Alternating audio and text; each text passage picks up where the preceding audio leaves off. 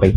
So ngayon mga ka-DJ, no, ngayon mga ka-DJ, no, regarding po dito sa nabili po nating portable hard drive via online sa halagang 800 is 1 terabyte na siya.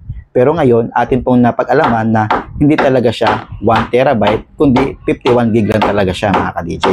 At syempre po, at higit sa lahat mga ka-DJ, no, hindi ko po kayo mga ka-DJ ipoporso na wag bumili ng ganitong hard drive via online. Kasi unang-unang mga ka-DJ, hindi ko naman po mga ka-DJ pera yung gagamitin nyo. Okay? At syempre po mga ka-DJ, no, ang gawin nyo na lang po mga ka-DJ, itong ating content ngayong araw is gamitan nyo na lang po mga ka-DJ ng critical thinking. Kumbaga mga ka-DJ is pag-isipan nyo at unawain nyo. Kung gusto nyo pa bang bumili ng halagang 800 plus na hard drive via online na 1 terabyte or doon na lang kayo bibili sa mas legit na mga store na nagbibenta ng mga hard drive. Okay?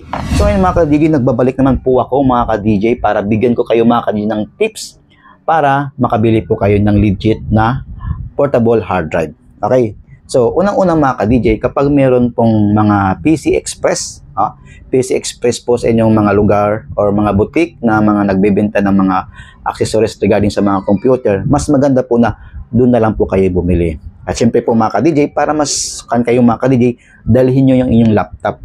At make sure lang po mga ka-DJ sa inyong laptop, meron pong may naka-install na hard disk Sentinel at valid drive. Para po mga ka-DJ, doon pa lang sa store mga ka-DJ, inyo na po siyang matest kung legit ba yung hard drive na bibilhin nyo. Okay? So, at syempre po mga ka-DJ, huwag kayong mag-alala kasi yung installer po ni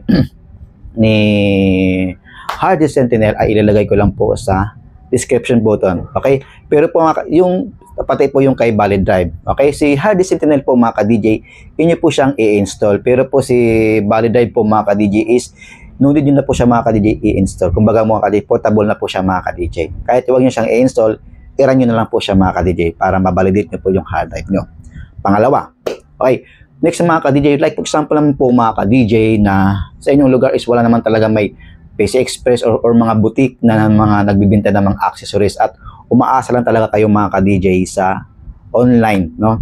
So ngayon mga ka-DJ, nung tips ko sa inyo, kapag bibili po kayo online ng mga hard disk, okay, hard disk na via online like Lazada, Shopee, yan ganyan po mga ka-DJ, mismo mga ka-DJ, doon po kayo pumunta sa mismong legit stores. Kasi sa Lazada po mga ka-DJ, mayroon pong flagship store si Kingston, si Transcend, at si Seagate. So, doon po kayo pumasok sa kanilang store, sa kanilang flagship store, at doon po kayo bumili para po mga ka-DJ mas legit po.